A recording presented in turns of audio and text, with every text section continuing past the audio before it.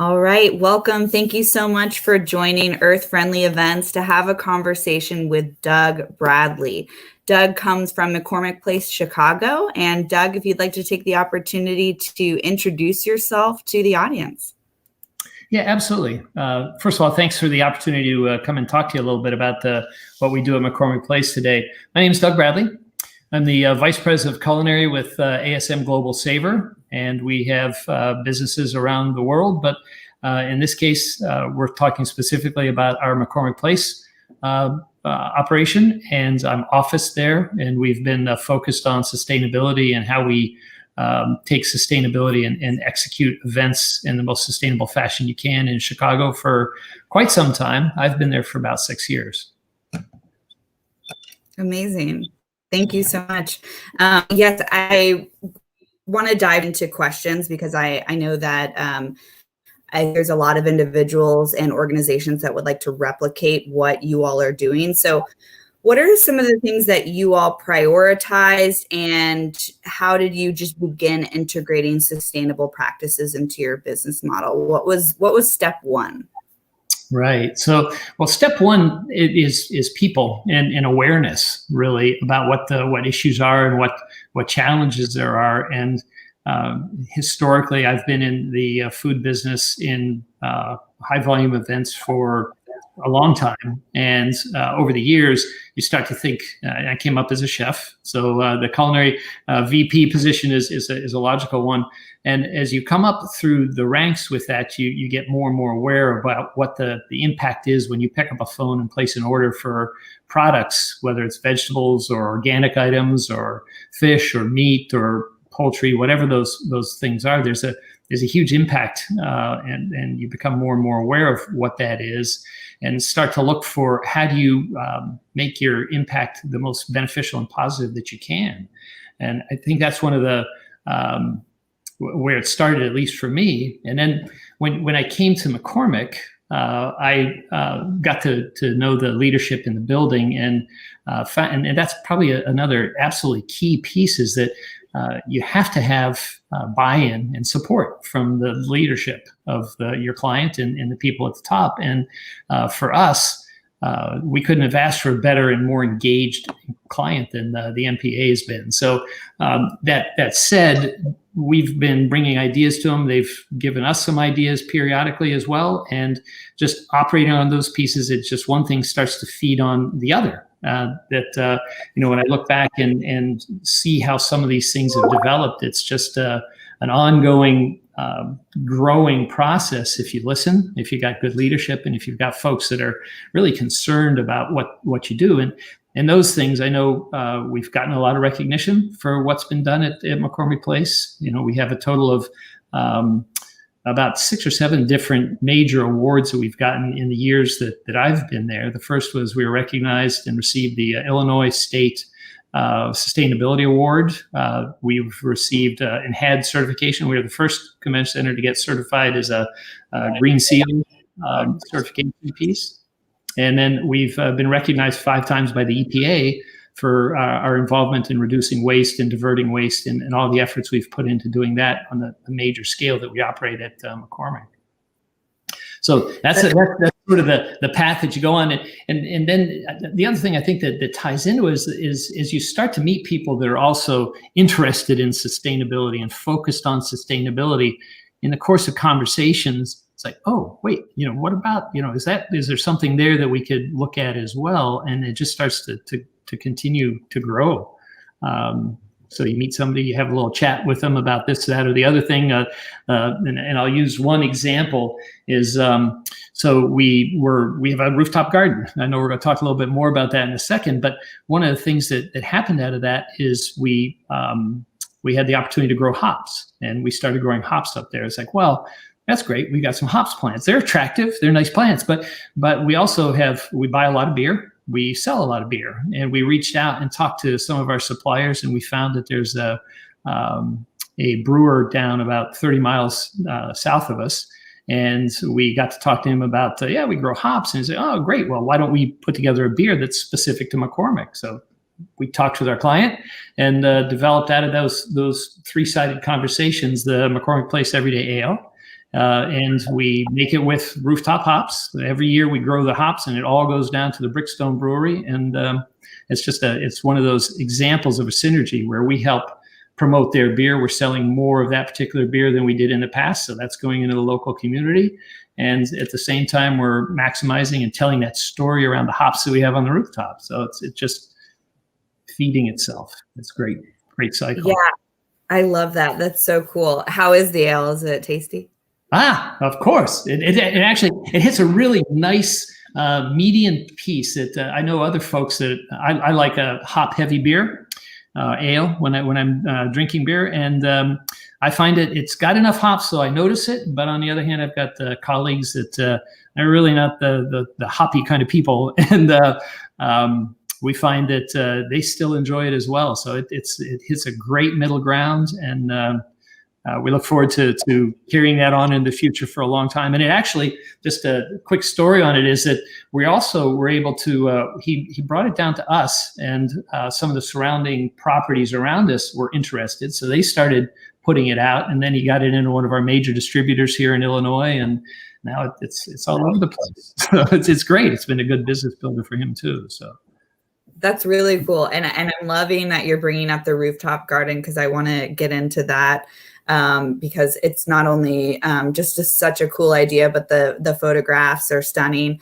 So you all have over 8,000 pounds of seasonal farm fresh produce harvested every year.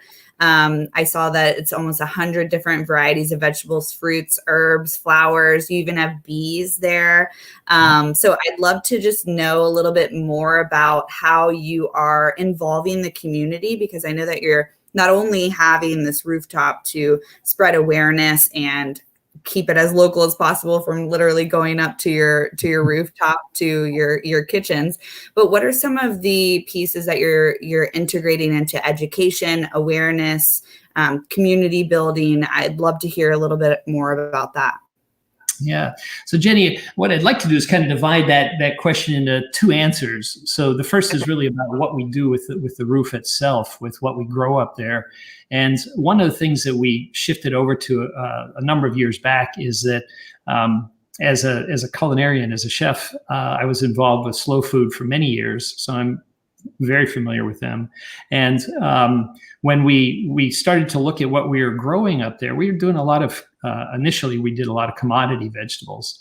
So, zucchinis and peppers and things like that grew. But what we did was we, again, think about what the opportunities are, what the options are. So we went over and incorporated plants from the Arc of Taste, from the Slow Food Arc of Taste, which the basic way, the premise behind the Arc of Taste is that they've gone out and they've identified, and there's this whole process that people that want to suggest vegetables that would go in there have to go through. So they basically, it's something that was grown in the area. It was very popular for a number of years, but maybe it doesn't ship well. Maybe it doesn't, there's some commercial problem to it, a challenge to it. So we've gone ahead and put in 16 different varieties of those.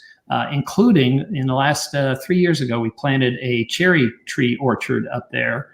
That basically, it's just last year was the first year we got some flowers and we got a few cherries. We keep adding a few additional trees to it, tree by tree, basically, because you have to give them time to settle in and provide some of the other things that the existing trees had provided in terms of shade and wind blockage, that kind of thing. But in any case, so now we have an orchard up there as well. And that was one of the first big pieces we did. The other thing that we did was when we were looking at the garden, and this took place a couple of years ago. So we're looking at the garden and we say, okay, well, here's all these plants you grow for the hyper-local food that we get out of it.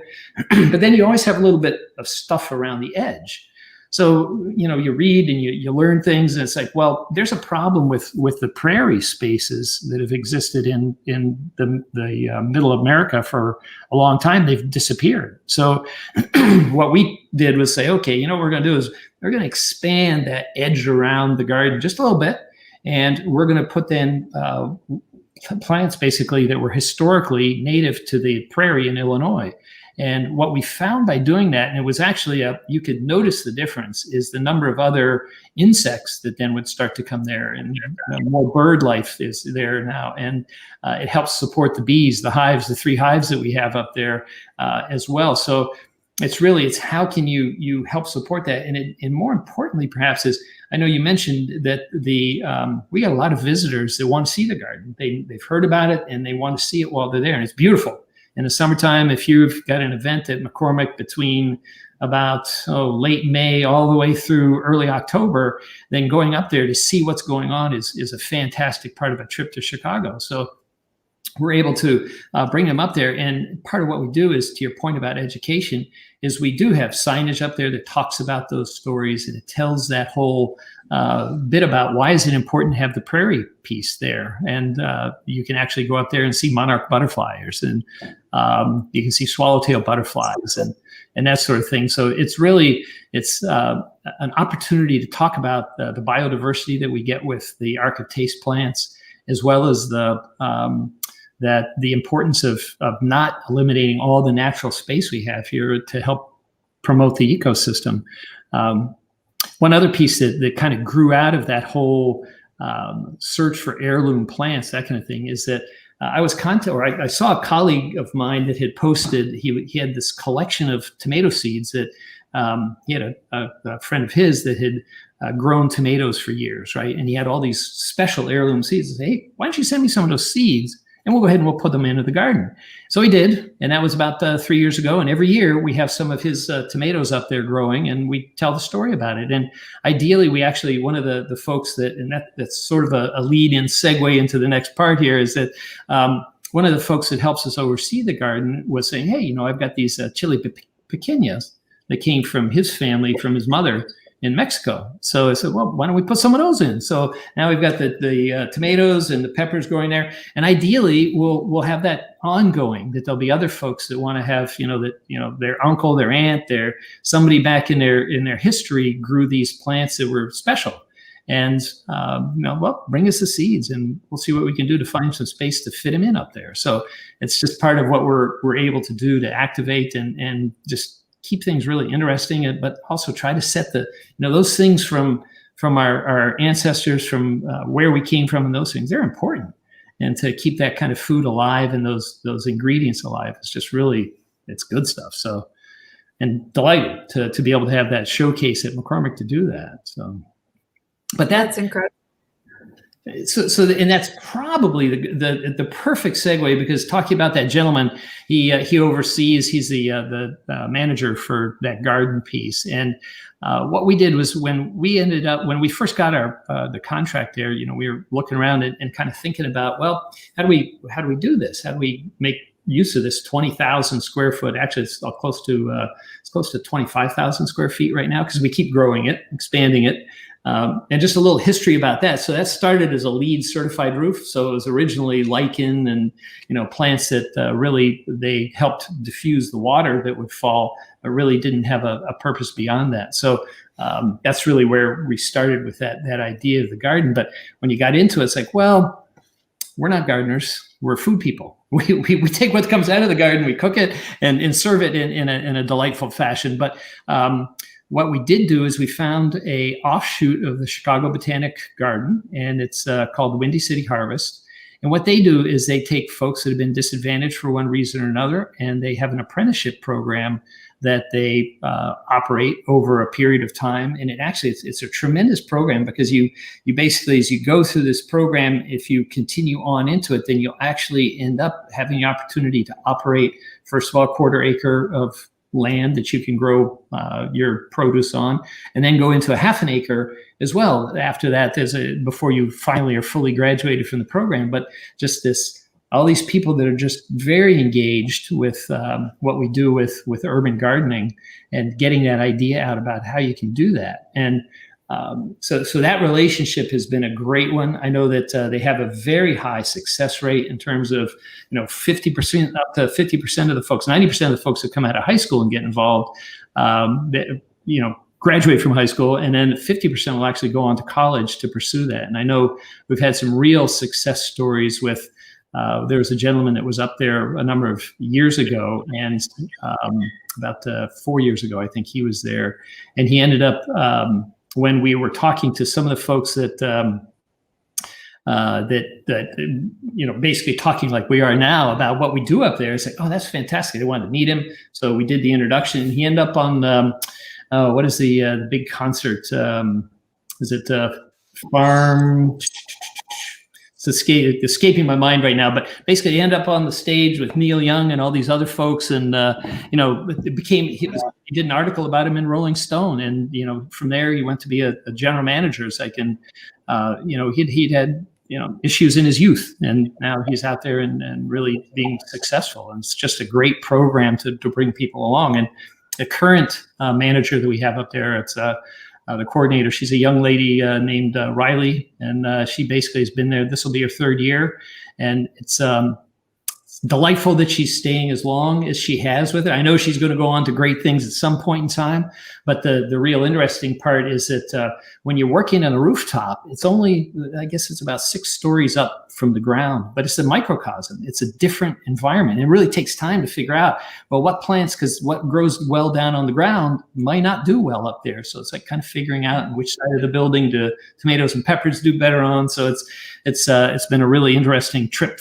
for her, I think, as well. So, and out of that, we also, we collect records on it, how it works and what works. And we're happy to kind of share that information out so that we can take it to other places. And I think that's another real upside with McCormick, is that you're in the biggest convention center in the Western Hemisphere. So when we're operating there, people pay attention to it. They come up, they see it, and then they want to know, why don't they have it back in their place? And it absolutely takes, to use to make a purposeful pun is, it's got roots, and it spreads that way, so that we know a year after we launched our beer, well, they did one over in Pittsburgh. And about a year and a half, 2 years after we had our cherry tree orchard in, well, all of a sudden I see plants being, lemon trees going in down at the LA Convention Center. It's like, okay, that's all right, because we got new things up our sleeve that are still going to be coming out, that we don't stop. And I think that's an atmosphere that MPA also encourages. And one of the things I have to say is that last year, of course, we're still at the tail end of the pandemic, but as we were heading into launching the garden last year, because it was about March when we saw our first shows start to fail, and I was talking with Loretta Clark, our client, and we talked about, well, it costs money to operate the garden. It's like, well, do we want to save that money, or do we want to go ahead? And it was just a universal agreement that, yeah, absolutely, we're going to do this. And what we ended up doing is, first of all, we were hopeful, fingers crossed at that time, that we'd be back before the end of the summer. And you got to plant early if you're going to have something at the end of the summer. But ultimately, we also agreed that, if we don't have a customer in the place, then we'll donate the product. And so we did. So it all went to Windy City Harvest. They're a nonprofit, and they used that to help. They sold those products down at a local farmers market and raised money for their events and for their operating pieces, because they were hit really hard too, because other people did cut their gardens and that kind of thing. And you understand that it's expense, but I just think it was a very forward-looking and very supportive of the city of Chicago and the state of Illinois perspective that Loretta really operated in, making food available to neighborhoods that maybe they wouldn't have seen otherwise. So. Yeah, I love that you all have captured all of these different aspects of education, collaborating with local groups, whether they're for-profit or nonprofit, and trying to collaborate there and just spreading awareness. And I mean, you all are not only tackling so many areas where you can benefit others, other organizations, other people, up and coming individuals that are still in school, but then you're also impacting the planet. So I think that you've all done that beautifully, and it's the greatest form of flattery is imitation, right? So I'm glad that there's others that are watching to see what McCormick Place is doing. So I did want to speak a little bit about how your actions speak louder than words, because I know that there's a lot of groups that know that this is something that we all should be doing, but it's how do we first start? And just bringing those actions to place and starting small, we all have a responsibility.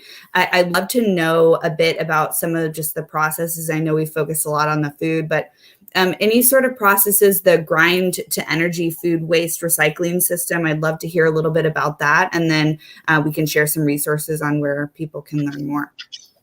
Yeah, absolutely. There's probably three things that come to mind when I was listening to the question on that piece, Jenny. And the first one is, so when we plant the garden, there's a lot of it that's set up with a relatively complex irrigation system and all that sort of thing. It came with a leads roof, so it's adapting what that was, but that costs a lot of money to get into. So one of the things we shifted over to, again, about 4 years ago, was one of the first pieces we looked at. It's like, well, we want this to be something that when people come up and look at it, they don't walk away and say, yeah, but I can't get an irrigation system like that. So there's all sorts of these, I'm holding my hands up, you can't see them yet, there they are. But they have all these containers that you can use. Like, it can be as simple as a bag that you put dirt inside of, and you can grow plants. And we do that on the roof partly because there's areas where you're limited to about 4 inches of dirt, because otherwise the weight gets too much. So there's some limitation on those plants, but as soon as we put it in a bag, there's enough space around the bag so you don't have to worry about the weight load as much. So,